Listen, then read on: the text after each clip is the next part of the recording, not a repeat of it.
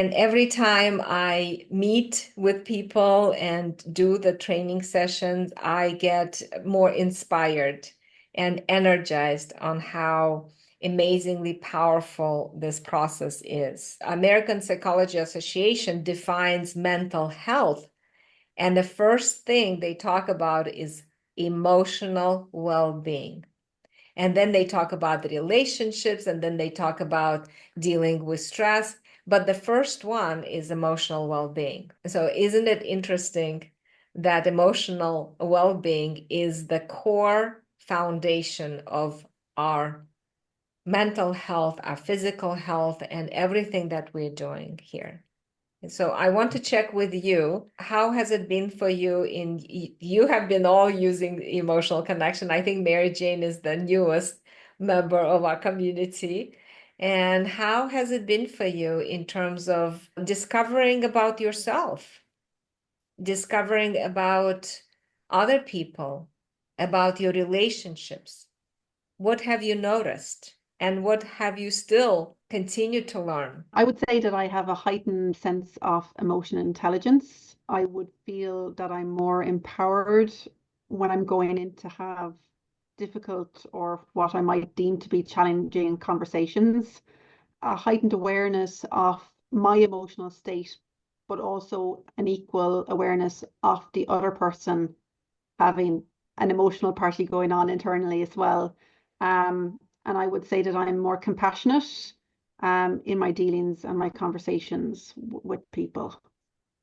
I think that's pretty huge because Mm. to get to that point takes so much work. Mm. I really think so.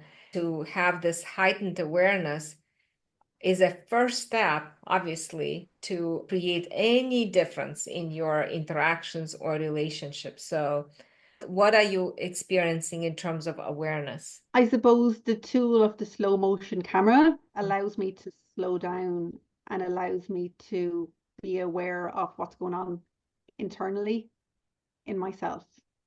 So I notice that I'm having an emotional reaction. There's just more an awareness of what's happening and to slowing it down so that I can kind of change the narrative or regulate myself. Very good. Research shows that when we reach and we have people that can soothe us and comfort us, we regain our emotional balance much quicker than if we just do it by ourselves. And we actually repair not only the balance, we repair that disconnect. And that makes the raw spot not stay with you where you can just shove it down, you avoid it, but actually heal it so you don't walk with it. Yeah, I mean, I find the layers of emotions really helpful because when you're in the heat of a moment, often you're stuck on the surface emotion. So I think it can be really helpful to recognize what's going on under the surface and the softer emotions. And also then my protective behaviors, if I catch myself caught up in those surface like irritation, frustration, annoyance, and the surface behaviors then of generally a pursuer would be blaming and criticizing and judging. And even if it's only going on internally in my head, getting wound up with it, becoming aware and kind of, okay, what can I do here? This isn't helpful. What would be a better approach? In the cycle, it's kind of easy to notice that you're in the cycle. It's not always easy to get out of the cycle or to break the pattern. That's true. That's true. Personally, I realized the power of emotion and that they are not only happy or sad. I'm feeling happy or sad. It's like a huge number of different emotions. And I realized why people sometimes doing so, sometimes asking myself, why my mother doing so, my daughter doing so, my family and everything. And now I realize that emotions are very huge and they are very fast. And about myself, I just realized, Lola, that I'm working with the boss who knows is and practice is with me every time. And this is my first time in life when I'm working and I'm not afraid of my CEO. I'm not afraid to say something wrong. I'm not afraid to do some things that I want to do. And I realized I'm feeling so comfortable to working with you because I'm not afraid. And I'm not afraid because I know that I will be accepted. Yeah. I understand that anything I will do, you can accept it, and I feel myself safe at work. And I just now that I realized that I'm valid, and I'm valid in at my work. And so it's one of the best examples, I think, to say that this year for me, it's for my first time when I realized that I'm not afraid my boss. You know, my boss. And this is my first time in my life. So I think that EMC is so big and so huge thing to learn for everybody in your personal life and at work, in any relationships. So thank you, Lola, and I'm so happy to be with you. Olga, you touched my heart. Oh my gosh. All right, so I want to move into this particular assessment. And what I like about this assessment is it has 4 different categories on workplace emotional safety. So this is something that we created based on the ARE questions, which is accessible, responsive, and engaged.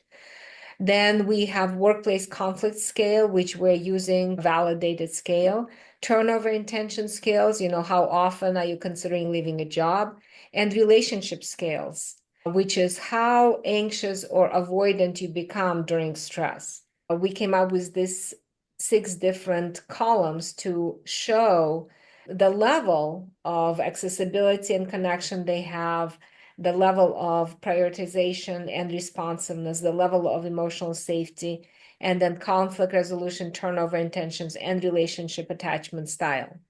And as you can see, the average is in a pretty yellow zone, which means that they are not in the green zone, because this is where we want to be. We want to be in the green zone, at least for the first 3 columns. And the last 3 columns, we definitely want to have more green. And it looks like that particular company had a lot of conflict and turnover intentions and a lot of anxious and avoidant behaviors. So we created this culture card, basically demonstrates the representation of their culture if you take a snapshot at that moment. Then we did the training, founder level, the leadership team level, managers, and then all staff level, different levels. So level 1 is just the first 2 modules of the EMC masterclass, and they also did live training. Then we did level 2, which people did actually sessions and pair sessions, team sessions, group sessions, and leadership sessions.